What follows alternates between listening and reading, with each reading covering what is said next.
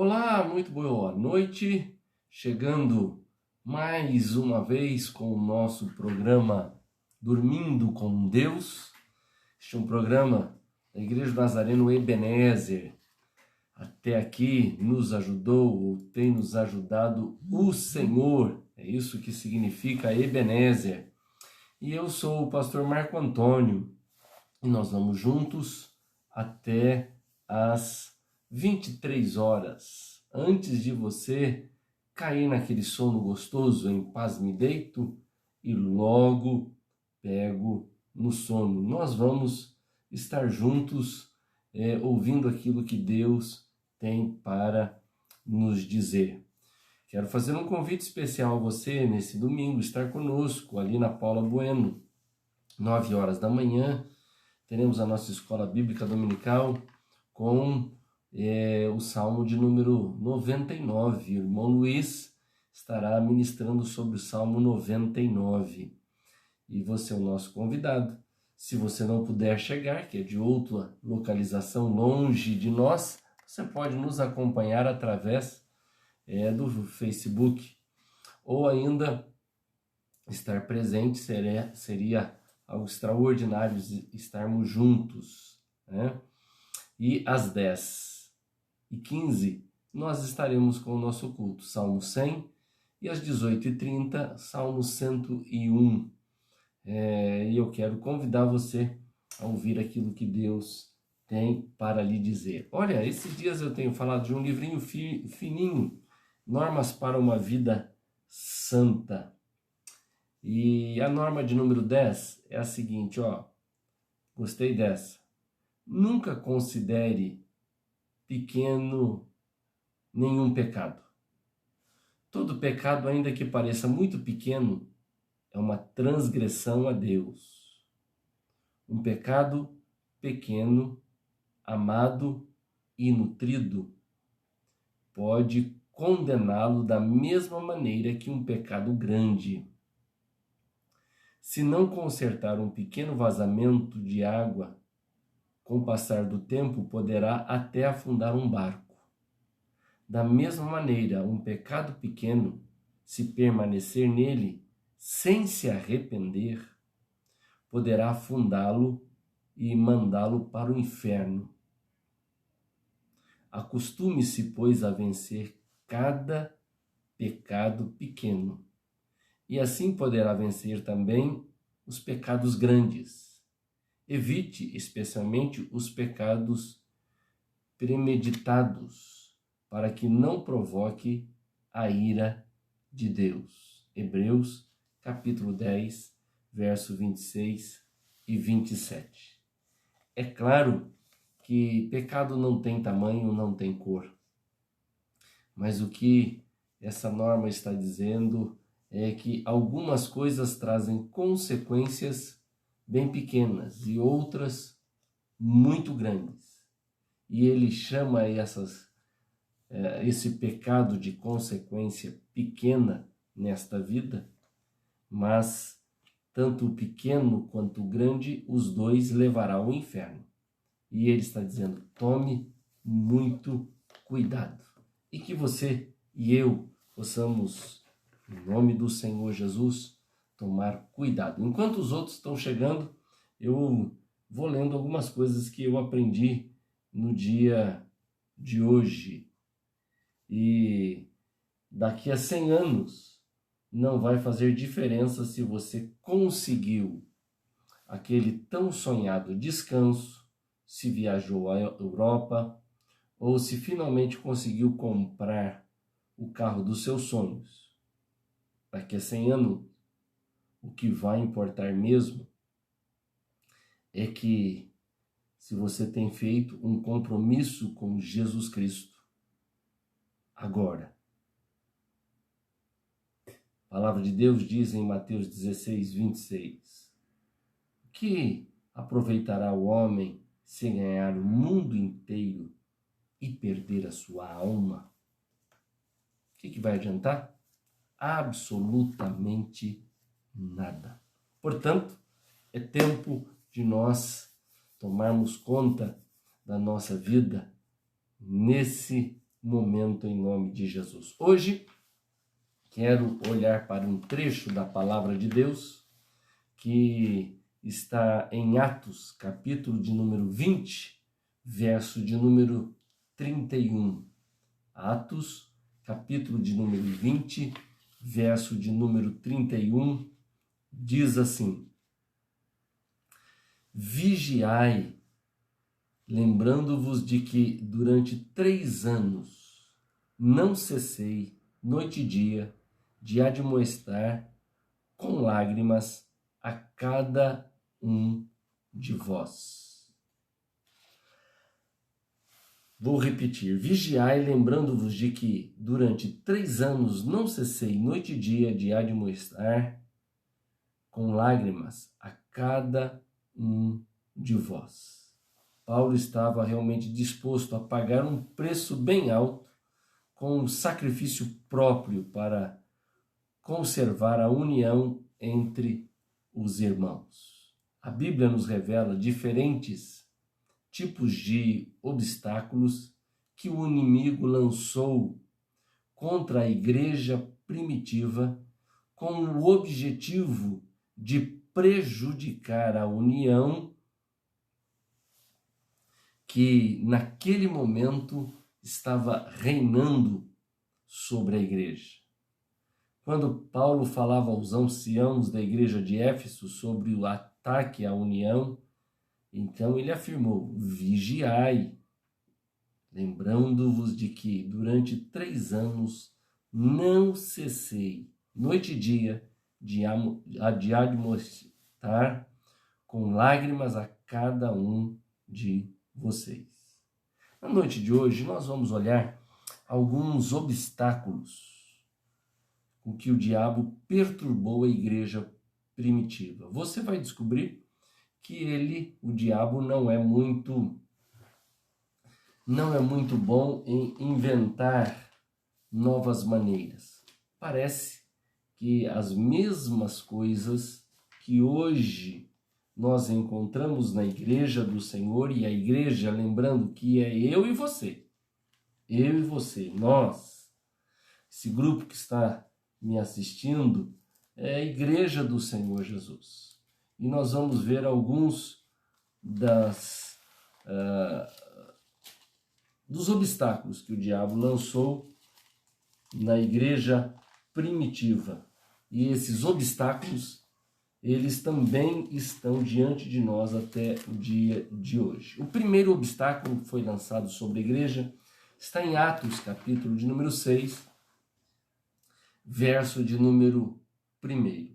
Diz assim: naqueles dias, aumentando o número dos discípulos, vírgula, a hora que vem depois da vírgula, houve murmuração dos helenistas contra os hebreus, porque as viúvas deles estavam sendo esquecidas na distribuição diária.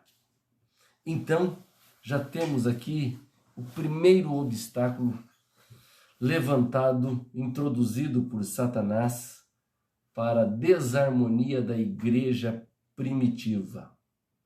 A murmuração surgida na igreja de Jerusalém por ter trazido consequências, poderia ter trazido consequências ainda mais graves.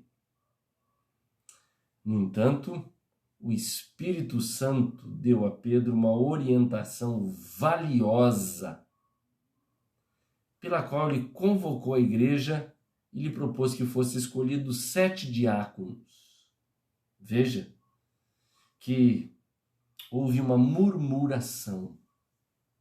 E aí, para resolver isso, o apóstolo Pedro convoca a igreja para escolher. Olha o que diz o verso de número 2. Então, os 12 convocaram a comunidade dos discípulos e disseram: não é correto que nós abandonemos a palavra de Deus para servir às mesas. Por isso, irmãos, escolham entre vocês 7 homens de boa reputação, cheios de Espírito Santo e de sabedoria, para os encarregarem desse serviço. O primeiro obstáculo levantado aqui por Satanás na igreja primitiva foi esta murmuração. E veja que o diabo não é nada inovador, continua usando as mesmas técnicas. Nos nossos dias, o diabo tem levantado esse obstáculo para paralisar, travar, para fazer com que a igreja deixe de crescer. É justamente esta murmuração. Gente murmurando por causa do pastor, por causa dos membros, por causa do horário do culto, por causa do trabalho com crianças, por causa do Covid. E, na verdade, nenhuma dessas coisas pode atrapalhar nossa relação especial com o Senhor nosso Deus. Houve essa murmuração entre os helenistas contra os hebreus, por causa da situação das viúvas. E veja que a situação ali foi tão tensa que Pedro resolveu reunir ali os 12 e fez então uma escolha de 7 diáconos. E foi pela cooperação desses diáconos que as causas de murmuração foram eliminadas e a igreja prosseguiu. Louvado seja o nome do Senhor. Primeiro obstáculo levantado na igreja foi essa murmuração. E olha que isso é antigo. Tão antigo, se a gente olhar para o Antigo Testamento, o povo começou a murmurar no deserto. Estavam lá e a murmuração contra Moisés, contra Deus, aconteceu. E agora, os anos se passam, a igreja se forma e aparecendo de novo esta murmuração. Pergunta a você, você já murmurou hoje? Talvez contra o Estado, o governo, o presidente, o governador, já murmurou por causa do banco, por causa das ligações, sei lá o quê. Não deixe que a murmuração paralise sua vida. Em nome de Jesus, pare de reclamar. E olha, arregace as mangas. Foi isso que aconteceu na igreja primitiva. Para parar a reclamação, esses discípulos escolheram 7 para fazer a obra e esta obra continuou, progrediu. Muito bem, agora eu quero falar do segundo obstáculo. Atos capítulo de número 15, verso de número 1, encontramos o segundo obstáculo. Olha só o que diz. Alguns indivíduos que foram da Judéia para Antioquia ensinavam os irmãos: se vocês não forem circuncidados segundo o costume de Moisés, não podem ser salvos. Verso 2. Tendo surgido um conflito e grande discussão de Paulo e Barnabé com eles, foi resolvido que esses dois e mais alguns fossem a Jerusalém, aos apóstolos e presbíteros, para tratar desta questão. Veja que o segundo obstáculo levantado por Satanás na igreja primitiva foi uma discórdia doutrinária, um embaraço, uma discussão tão grande pela qual o inimigo chegou a ameaçar a igreja primitiva. E aconteceu porque alguns crentes que antes da sua conversão era constituída de judeus, praticante de todos os ritos da lei, queriam agora obrigar os demais, que antes eram gentios, a cumprirem os ritos ou as normas do judaísmo. E houve uma grande discórdia. E esse é o segundo obstáculo levantado por Satanás, o inimigo da nossa alma, para paralisar a igreja de Jesus, que é eu e você. Nós somos a igreja. Talvez houve na sua família hoje uma grande discórdia. Talvez hoje no seu trabalho, hoje uma grande discórdia. E olha, discussão muitas vezes provoca em nós um sentimento ruim. Ruim, muito ruim. Talvez aí na sua casa houve uma... E essa discussão, ela tem balançado a sua vida, essa discussão tem balançado a sua história. Estamos com uns probleminhas aqui na transmissão, mas tenha paciência que já acerta. E que em nome do Senhor Jesus, que toda discussão possa ir embora, toda discórdia. Há muitos anos eu tenho trilhado o caminho da igreja do Senhor Jesus. Já estou há 29 anos na vida ministerial. O ano que vem faço 30 anos na vida ministerial. E eu tenho visto bons trabalhos na igreja, boas ideias serem paralisadas por causa de discussão. E a perturbação foi grande aqui. Porém, o Espírito Santo operou maravilhosamente em todos os envolvidos. Deus trouxe à luz a questão. Olha só o verso 13 a 21. Não dá tempo de a gente vê-lo todo, mas veja só o que diz. Depois que eles terminaram, Tiago tomou a palavra e disse: irmãos, ouça o que eu tenho a dizer. Simão acaba de relatar como, primeiramente, Deus visitou os gentios a fim de constituir entre eles um povo para o seu nome.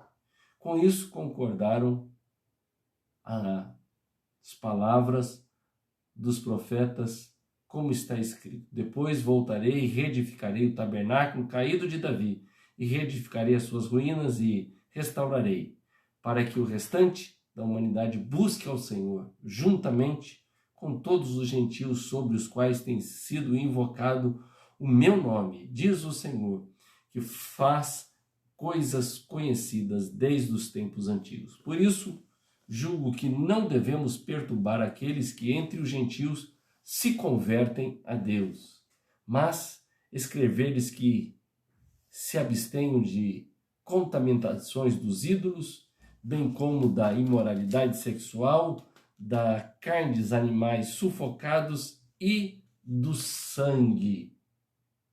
Ponto final. Resolvida a discussão, a discórdia. Olha, são obstáculos levantados por Satanás para paralisar a igreja. E a igreja não é o templo, a igreja é eu e você. Nós podemos paralisar com a murmuração, com discórdia ou algum tipo de embaraço. Terceiro lugar, com o espírito de partidarismo, que era outra forma do empecilho. O inimigo usava contra a união da igreja. Quando olhamos para 1 Coríntios 10, capítulo 1, verso 10, 12, diz assim: eu sou de Paulo, eu sou de Apolo, eu sou de Cefas. Cada um de um partido. Gente, aqui, deixa eu parar um pouquinho, já que estamos falando em partido. Estamos entrando numa fase, já caminhando para as eleições do ano que vem. E esse negócio de partido político, de esquerda e direita, tem sido um balde de água fria para a igreja. Eu tenho a minha consciência política e eu tenho visto tantas pessoas discutirem, brigarem, disputarem por causa do partidarismo. Quando não é de fora da igreja, e esse assunto que nós estamos vivendo é de fora, porque ainda estamos voltando com a igreja. Mas quando às vezes é da igreja, eu sou do irmão fulano de tal, eu vou na igreja tal. Gente, somos todos do Senhor Jesus Cristo. O partidarismo é um jeito, uma maneira, um obstáculo que Satanás arrumou para atrapalhar a obra do Senhor. Na igreja de Corinto, um dizia: eu sou de Paulo, eu sou de Apolo, eu sou de Cefas, eu sou de Cristo. Olha, que em nome de Jesus nós possamos estar olhando para o autor e consumador da nossa fé. Eu estou muito tranquilo nesses dias, embora toda agitação política, porque eu tenho dito, baseado na palavra de Deus, que quem põe e tira governantes é o Senhor. E o Senhor também leva em conta os nossos votos no seguinte sentido: do mesmo jeito que ele nos deu livre-arbítrio para poder escolher a ele ou não, o Senhor te dá livre-arbítrio para você escolher o seu candidato, por assim dizer. Mas lembrando que quem põe e quem tira não é simplesmente o seu voto. É o Senhor que reina. Esses dias, estudando a palavra de Deus no livro de Salmo, pastor Zacarias deu uma aula extraordinária, está gravada e você pode acessar num dos nossos salmos, que ele traz justamente o reinado do Senhor. O Senhor reina e ele está reinando sobre a terra. E que todo partidarismo seja quebrado e que o Senhor venha a ser exaltado sempre. E se ele reina, para que nos agitarmos tanto?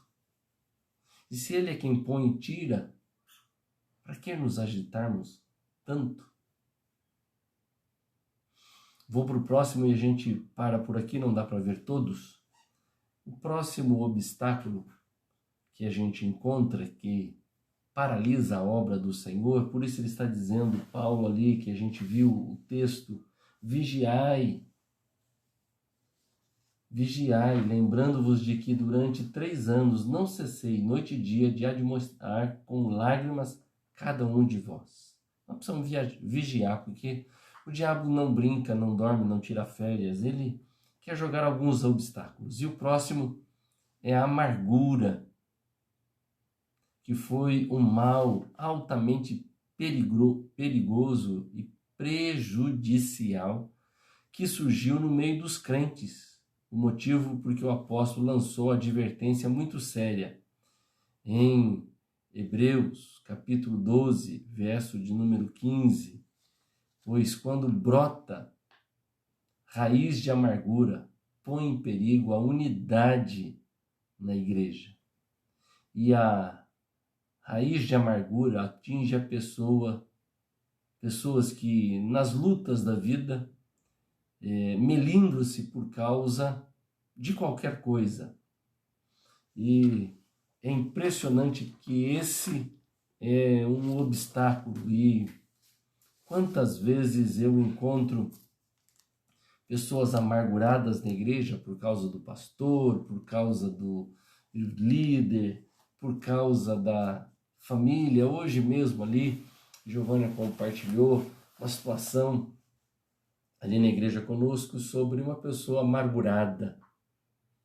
E ela mesmo estando na casa do Senhor, com um coração amargurado. E isso impede, faz com que paralise a obra do Senhor. No livrinho sobre normas para a vida santa, eu vou ler aqui uma norma especial que hoje eu já compartilhei com uma pessoa. É a norma de número 6. Diz assim: se alguém lhe fizer um mal, tenha um espírito perdoador e esqueça o assunto. Se você se revoltar, fará mais dano a si mesmo do que a qualquer outra pessoa. Você deve perdoar e Deus julgará o malfeitor no seu devido tempo. Romanos, capítulo 12, verso 17 até o verso de número 19. Que Deus nos ajude, em nome de Jesus, a vencer esses obstáculos que Satanás coloca para paralisar. Isso na igreja primitiva, mas também na igreja hoje. Seja a murmuração, a discórdia, o espírito de partidarismo, a amargura, que nós possamos ser mais do que vencedores. Por isso que está falando que estava vigiando durante 3 anos e que nós possamos, em nome de Jesus, clamar a esse Deus para que esses obstáculos não paralisem a nossa vida cristã. Amém? Vamos orar? Pai, diante da Tua palavra nós estamos e que o Senhor venha falar conosco em nome do Senhor. Que esses obstáculos não estejam paralisando a nossa vida cristã, mas que a cada dia possamos crescer na graça e no conhecimento do nosso Senhor e Salvador Jesus Cristo. Amém. E graças a Deus. Olha, a hora voou aqui e eu preciso dar uma olhada naqueles irmãos que mandaram a mensagem de pedido de oração. Hoje um irmão muito longe de Campinas foi o primeiro a chegar, por isso que a internet é uma beleza, né? O nosso irmão Peterson, lá de São José dos Campos, foi o primeiro a chegar no Dormindo com Deus. Um abraço, meu querido, que Deus te abençoe. Em segundo, vem logo atrás a dona Cacilda, lá de São Paulo. A senhora não tem perdido hora de jeito nenhum, hein? 10 para a senhora, viu? Em terceiro lugar, a nossa irmã dos 21 quilômetros, Rita, com 62, 63 anos, correu ontem 21 quilômetros. É a nossa corredora, é a nossa papaléguas. A dona Vilma também vem chegando lá de São Paulo, que Deus te abençoe em nome de Jesus. Mãezinha querida, te amo, um beijo, Deus te abençoe. O Peterson, que Deus nos oriente poderosamente através da palavra. Amém. Jean, um abraço à nossa Miss Sorriso, em nome de Jesus. Dona Neuza, manda um abraço ao pessoal do Jardim Amanda, aqui em Hortolândia. E Hortolândia está cada vez mais uma graça. E essa região do Amanda, então, olha, eu passava por ali na pista quando a coisa estava começando. E agora parece que é uma cidade já o Jardim Amanda. Muito bem. Dona Luzia, um abraço aqui do São Quirino. A Jaquelina Santana lá do Vida Nova. Manda um abraço ao irmão Adalberto, o homem do sax. Saudade de vocês, viu? Manda um abraço à sua filha e à sua netinha. Dá um beijo nela. Muito bem aí. Deixa eu ver. Também a minha tia lá de Souzas. Um abraço. A minha tia, vê se eu vou dizer certo, DIC 6, aprendi? Não é DIC 4, é DIC 6. A Patrícia Lovato lá do Cambuí, um abraço. Dona Maria Bueno, a boleira da mão, nota 1000, que bolo maravilhoso. Se você não comeu um bolo da Dona Maria Bueno, você não sabe que é bolo gostoso. Um dia, comenta com ela, você vai dizer realmente. Aliás, só tem que dizer quando você vai voltar para a TV, hein, para fazer aquele... Puxa, no dia eu não peguei aquele mousse que ela fez de limão. Mas eu tive que fazer um funeral, não pude estar. Que Deus te abençoe, Maria. Dona Lurdinha Campos, está de volta. Que saudades. Lembrando da Yolanda, vamos lembrar da Dona Yolanda, orando por ela em nome de Jesus, pedindo oração, com muitas dores, sofrendo do câncer. Que o Senhor guarde e proteja em nome do Senhor Jesus. Também pedindo oração aí, vamos esquecer Dona Cacilda do Raulino, tá? Lembrando do Raulino, também do Felipe, sim, o irmão do pastor Felipe, que é médico, com 33 anos, está internado, está com Covid, está aí com baixa oxigenação e com pneumonia. Que o Senhor possa estar sobre a vida dele, é Dr. Fábio Fulaneto, e vamos estar orando por ele, viu? Vamos estar lembrando dele hoje, em nome do Senhor Jesus, pedindo oração por ele. Também a minha tia está pedindo pelo Rodrigo aqui. Vamos orar? Senhor, nosso Deus e nosso Pai, queremos lembrar, ó Deus, do Raulino, do Denis, da Aniara, queremos lembrar, ó Deus, da Yolanda, também do Dr. Fábio, que o Senhor possa estar sobre a vida dele.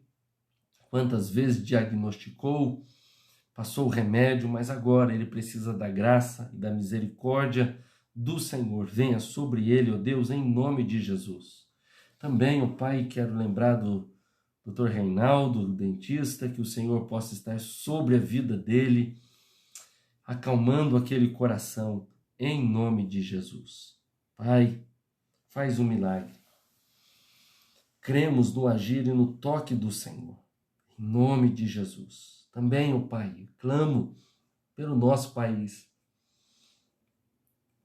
Que o Senhor esteja sobre a nação brasileira, dando a Deus tranquilidade e paz. Oramos pela liderança, oramos também os médicos, enfermeiros, atendentes, ó Deus, agora com essa nova variante Delta, que o Senhor tenha misericórdia, nos livre, nos guarde, nos proteja, nos dê saúde, em nome de Jesus, sobre cada um que está nos assistindo, que a mão poderosa do Senhor venha sobre os teus servos. Cremos no poder de Deus, no agir de Deus, em nome de Jesus. Amém e graças a Deus. Louvado seja o nome do Senhor. Vamos para a nossa historinha, para em seguida nós irmos direto para a nossa noite de sono. O título do texto tem o nosso testemunho. Há muito tempo morreu uma velhinha de 80 anos. No dia seguinte, quando o carteiro foi entregar a correspondência, aproveitou o ensejo para apresentar os pêsames à família enlutada, ao mesmo tempo que confidenciava ao filho da falecida que aquela senhora o havia ajudado muito. Seu filho, curioso, perguntou ao carteiro: mas de que maneira? O funcionário postal respondeu: o seu exemplo de virtude cristã, amabilidade, foi uma inspiração para a minha vida. Muitas vezes, depois de falar brevemente com ela, aqui deste portão, eu era levado a me tornar melhor trabalhador, melhor esposo, melhor pai, só por ter falado com a sua mãe. Que testemunho! Que eu e você possamos ser melhores em nome de Jesus. Que Deus te abençoe e sextou. Amanhã estaremos juntos. Deixa eu fazer um convite antes de encerrar. Eu quero convidar você que tem filho na idade da adolescência e jovem, estar conosco ali na igreja amanhã, orando. Nós estaremos retornando com os jovens. E eu orando, perguntando para Deus como faríamos a melhor maneira de recomeçarmos. Temos um tempo de oração. Orar pela nova geração. Você quer ver esses jovens na presença do Senhor? Vamos orar por eles. Vamos começar com um clamor, orando. Às vezes a gente acha e pensa e vê a nova geração perdida e iludida, mas o nosso papel é de sermos intercessores. E eu quero convidar você, em nome de Jesus. Os jovens que vão chegar ali, nós vamos orar e clamar para que Deus levante uma geração de homens e mulheres cheios da presença de Deus. E eu espero que esses homens e essas mulheres sejam seus filhos, o meu filho, para a honra e a glória do Senhor. Deus te abençoe e até amanhã, um excelente final de semana.